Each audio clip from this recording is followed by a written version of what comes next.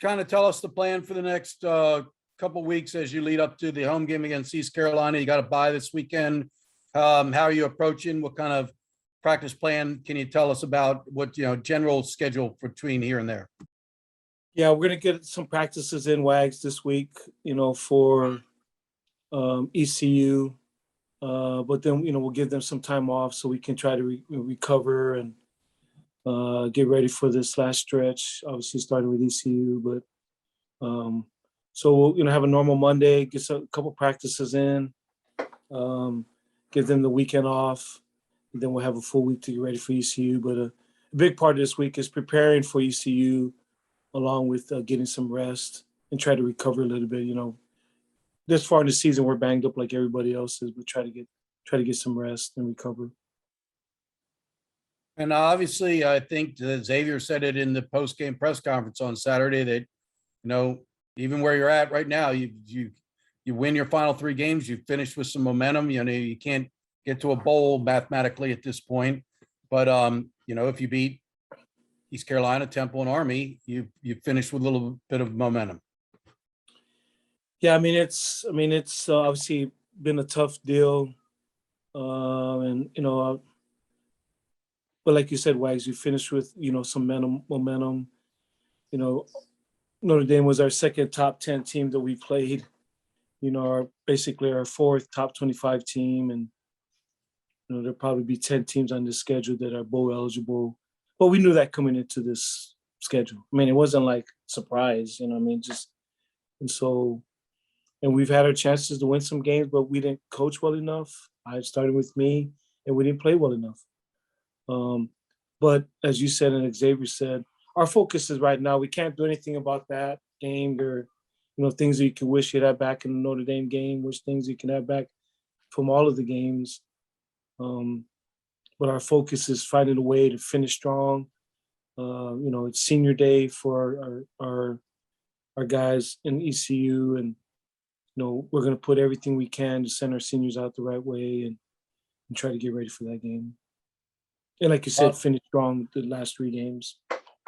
Do you have any update on Ty's situation? Does it look like he'll be able to practice and be available for East Carolina? I think he's going to be fine, Wags. So that was encouraging news. I think he's going to be okay.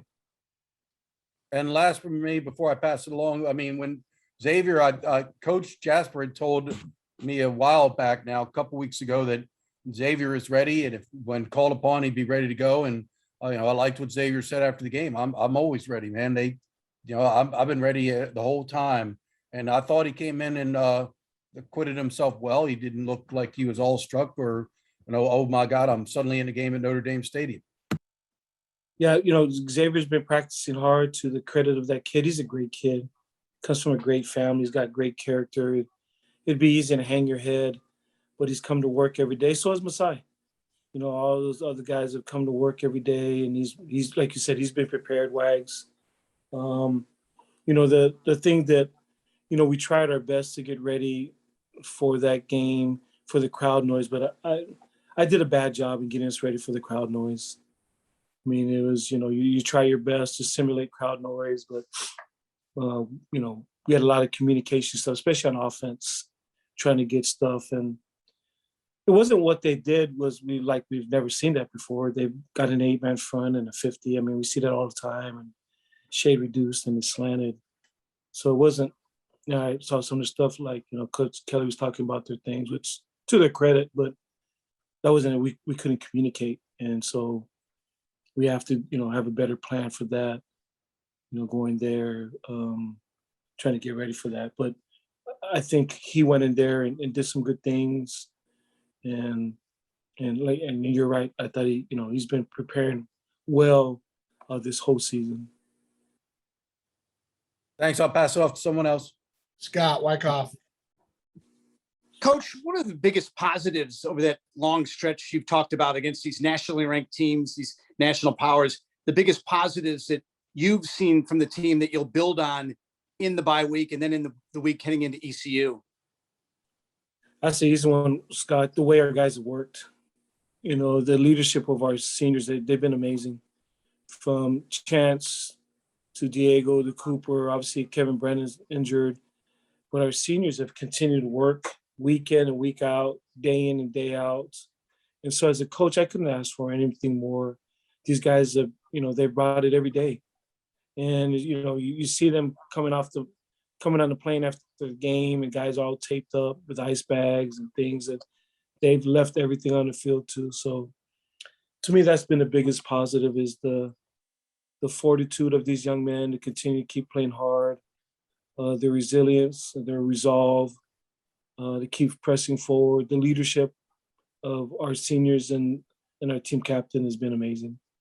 Does that make this game against ECU, the last for them at home at Navy Marine Corps Memorial Stadium, that much more important? This game's always big for us. Always, a huge game for our program, because the seniors are our program. They build our culture, and they teach the young guys what it means to be a Navy football player, how to, act both on and off the field. It's obviously we want to win games, and that hasn't happened this year, but the culture of Navy football off the field, the way our guys have represented themselves and what they do, that hasn't changed. I've been really pleased with that, and that starts with our seniors. And our guys love our seniors. The seniors love the underclassmen, and we definitely want to send them out the right way. And this has been an amazing journey for this senior class, what they've seen through 11 win seasons, through tough seasons, through COVID. Who could have ever imagined what these seniors would see in their 4 years at the Naval Academy? And like I said, I really believe this is going to prepare them for life. Obviously we want every season to be 11-2 and every season to be undefeated, but there's not very many Alabamas in the world, And so but I've been pleased with them, and, seeing their leadership through good years and through bad years, and, to see how they've led has been amazing. And I've been proud of them, like I said, the way they continue to keep leading. They haven't quit. These guys keep fighting. They keep scratching. And like I said, we came up short end of the stick on Saturday. We're down. It's crazy, we're down 17-6 in the fourth quarter in that game. We're still in the game, and our guys continue to keep fighting. We kind of ran out of gas there at the end. They kind of overwhelmed us. Couldn't get anything going offensively, but the seniors have been amazing, Scott. They've been awesome. Thanks a lot, Coach. Thanks, Scott. Phil Bergman. Coach, I want to talk a little about the punter. So you had a few different rotating punters through the first 3 games of the season, and then you finally found your guy who's a freshman. Just what have you seen out of him so far? I thought Riley kicked really, really well. In fact, I thought our special teams, probably one of our better performances. Tough, long field, Bijan kicked well. We kind of sprayed the ball around on kickoff cover. But I thought we punted the ball really, really well. We had that one snafu on special teams, the ball that got inside the 1 yard line, but a big part of that was a tough kick. The guy, he had, a funky spin on the ball, and maybe Chance gets a better jump on it, but that was a tough one to field. But other than that, I thought we played well on special teams, and it started with our punting. Yeah, going off that, Reithman, he had a 75-yard kick. He averaged almost 53 yards against Notre Dame. Just having a player that has the opportunity to literally switch the ball field, how just beneficial is that in a game? Well, it's huge. I think, in all the games, but especially in defensive games, it's important. But, you always want to flip the field in special teams. But, last year against Army, they kicked a little bit better than we did. We're able to flip the ball. They gained their yardage just because they punted a little bit better than we did. And so a game like that's, the Service Academy games are normally hard to move the ball. The punting game becomes huge. So it's going to, be a big part of us in, these last 3 games. And really grateful that, Riley's coming on really, really well. And, Coach Caniglio has done a really good job in scheming things up. And Coach John's done a really good job of working with him as the punting, with our kickers to really help him improve. That's it. Thank you. Thanks, Phil. All right, I'll make another pass around. Wags.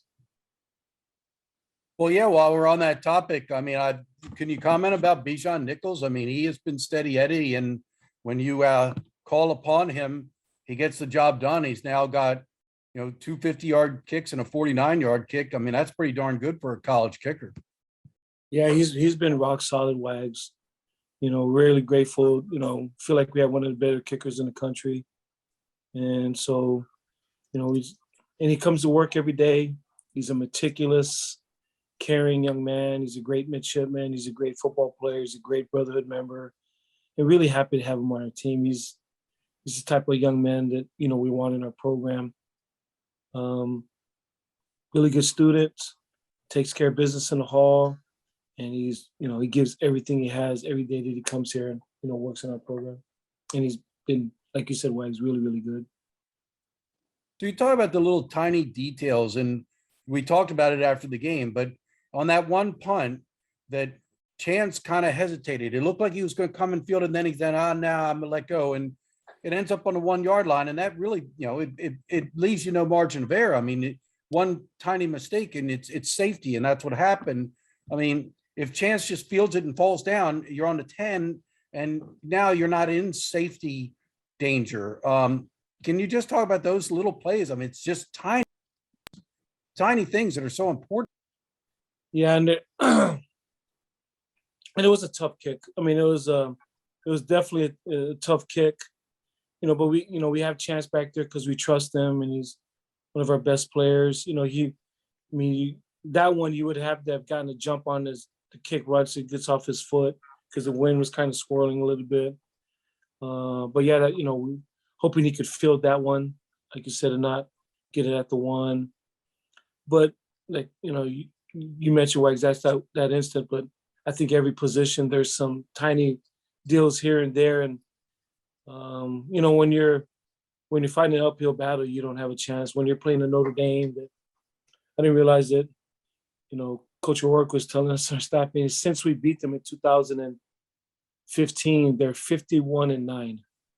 Yep. I mean that's ridiculous. I didn't even know that. 2 of their losses are Alabama. I think 2 were to Clemson. I mean, they're all ranked teams, that they lost. So obviously Coach Kelly's done a really good job since then. But when you play those guys, you got to be on point, like you said, Wags. And like I said before that game last week, when we did beat them in 2016, we played almost perfect on offense. They had the ball 6 times and we won by a point. You know what I mean? So, but it is what it is. You know what I mean? It's, they dropped a couple passes, and I think on their last drive, he went for a field goal, I think a 4th and short. You know what I mean? And so, but you got to convert on those. I got to do a better job in preparing us for the noise, at WAG. So it's all of us. It's the whole. I mean, I'm not going to just point the finger at our players. I've been there many times. I know how loud it is, and you want the crowd to be in it because when the crowd's in it, that means you're still in the game. If it's quiet, and we've been there a couple of times, a couple of years where it wasn't as noisy because we're getting blown out early. You know what I mean? So, those are things that I have to do a better job as a coach and, preparing us so that we can communicate on offense, during the noise. Like I said, I mean, coach was talking about them switching defense. So, I mean, we've seen plenty of teams that switch defense. I mean, that's not new. We just had a hard time communicating, amongst guys, what the new call was and stuff, so it's a good job on their part. So we just have to have a better plan of, signals and different things where we can get things done non-verbally. So you used the freshman fullback Hall a little bit, gave him some carries. What has he done to work his way into the rotation? And for the most part this year, it's been Isaac and James, but this week you used 4 fullbacks because Mally also got got some reps. Why did you expand the fullback rotation? Well, we feel like we have a pretty deep room. We've been really, a lot. Isaac's been doing a lot of great things. So has James. But we feel like we got some really young, talented B-backs. You mentioned Anton Hall and Mike Malley, but also got Logan Point. Is a guy that's, has got a chance down the road. We're really excited about that room. But we just feel like we got some young guys. We got some young A-backs, that we're trying to get on the field too. Just some guys that got some talent wags and just trying to see what they can do. You know what I mean? So Pierce did not go. Is it look long term for him, or do you see him being maybe back in the mix for East Carolina? I think right now he's probably questionable to probable that there's a good shot that he could play. I just saw him today, and so he's feeling good, and fortunate for the bye, and he'll get in there, get treatment, and Jim Bear and his staff do a great job. I'm encouraged after talking to him today that that he'll be available, but we'll see. And last for me, I mean, obviously that big Heinisch guy, the number 41, I guess he is, the big D tackle, 300-pounder, and he's pretty athletic for 300 pounds. He moves his feet well, but and I know it's your interior trio. It's not just Darrelson or you never know who's assigned to block him or where exactly, but interior wise, anything that you saw on tape that enabled that guy to consistently make plays? I mean, he was 10 tackles for a D tackle. That's quite a bit. Yeah, like I said, he's a good player, and he's been there forever. Seems like what I mean. But he's a good player. But we played other good interior guys too at Houston, Cincinnati. A big part of it, we had a lot of miscommunication in interior wise, and so we weren't on the same page. So sometimes we turn them loose because there's, like I said, just we got 3 sophomores in there, and sometimes communication. When you're older, sometimes you don't need all that communication. Wags. I mean, we've had veteran lines where we've gone in there and you didn't need to talk as much because you just knew, we're going here. But so, like I said, not taking anything away from him, but some of the blocks he made because we weren't going to the right people, and so we had miscommunication. A lot of it getting against crowd noise, and I thought he said this, or I thought we made this call, and so.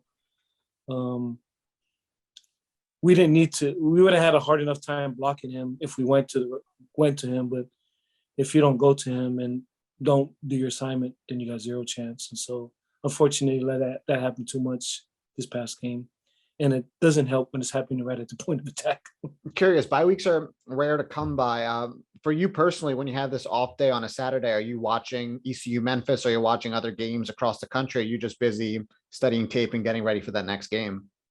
I watch a lot of games. I watch a lot of games, a lot of opponents. I mean, you continue to keep your prep, but I like to watch a lot of games, see what people are doing. I feel like there's a lot of game management stuff you can find by watching games. I mean, it's but during bye weeks, you continue your preparation. But I definitely watch a ton of games, especially if we have opponents and different things. I like to watch TV copies too. I mean, because you get the normal video that you see in your scouting stuff, but I also like to watch TV copies to maybe pick up some other information that you don't find on your normal video exchange. Coach was just talking on his Zoom presser about communications issues, not only with getting plays in from the sideline, but also on the field with offensive linemen knowing exactly who to block. Crowd noise was obviously an issue. Can you address that? Yeah, of course. We knew it was going to be a factor going into this game, playing in that atmosphere. We practiced for it all week. A lot of crowd noise. It's difficult. You got to really be on point. Everyone got to communicate, and it was difficult, and it showed. I think it was for a lot of us on the offensive unit. The first time playing in an environment like that. But we just got to execute a little better. We can't have offside penalties again. Just shoot ourselves in the foot. Set ourselves back. Offside penalties, not hearing the right check or the right play call. Missed assignments. So I think that definitely hurt us a little bit. Didn't get a chance to ask you about the safety. Obviously, you all were in a bad position, backed up on your own goal line. I believe on first down, tried to run a fullback in there and didn't get a lot, so you're still backed up. And then on that second down play, it looked like you checked the play. You were up there talking to the lineman, and Mike Malley came up. So it looked like you may have checked the play at the line of scrimmage. Can you just talk about what happened on that play that resulted in the safety, X? Yeah, of course. So I did check the play. A play came in from the sideline that we couldn't run against the defense that they lined up in. So, Coach Jasper and Coach Niumatalolo always say, number one rule is we got to be able to get the offense in the right play. So I got us into a good play, and then we just didn't execute it. That's the second part. You got to execute after, and we didn't. And that comes back to some technical stuff, footwork on both our ends, my end and the fullbacks, and our pitch relationship wasn't great. So then, it's a tough situation. Being able to get in the right play is one thing, but being able to execute is another thing. So, I'll take the blame on that one. I had to put the pitch in front of them. Maybe I came off the mesh a little bit too early. But yeah, I mean, we had a play call that, we couldn't run to that defense. So I checked the guy into the right play. We just didn't execute it. What did you think about the whole experience of playing at Notre Dame? And I know you said on Saturday after the game that you weren't, awed or overwhelmed by the moment. But that said, when you look back about it, I mean, it was your first opportunity to play at Notre Dame Stadium, which is an amazing atmosphere. What was your thoughts on that? It's a blessing to be able to play in that stadium. It's historic. The rivalry is historic. It was a great opportunity. I'm blessed for it, no matter, what the outcome is. Obviously, we want to win every game we play. But it was a great learning experience. Got really good practice and playing in that environment and having to check through plays and read the defense. And they're hopping in and out of a bunch of different defenses. So it was a blessing. I'm really blessed for the opportunity. I know I could speak on behalf of, the entire team for that. A lot of people don't get that opportunity to play at that level. So, it was a blessing. One, what you just mentioned about them hopping in and out of defenses, and that's kind of what led to Coach Niumatalolo talking about communications. But their coach seemed to think that they got the better of you by lining up one way, and then after you got the play called, switching to a different front. And it sounds like what you were talking about on that goal line play where you went and checked, that's what you do. But I mean, did you see that as an issue, them lining up one way, then suddenly switching late in the pre-snap? I think it could definitely make things difficult. It definitely doesn't make things easy for us by any chance, but that's part of, our job as a team, is being able to, and as a quarterback, being able to get us in the right play.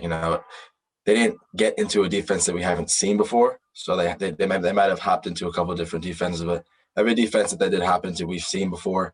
But it does makes you have to check plays, and the game clock, the play clock's winding down. You got to make fast decisions, recognize the defense, and get into plays pretty quickly, which definitely makes it difficult. But at the end of the day, we had good play calls on. We just got to execute a little better. Coming off Notre Dame, heading into the bye week now, as then you prepare for ECU. What do you like to do when you're away from the practices, when you get a little more time to yourself during these bye weeks to prepare yourself for that game that's a week away?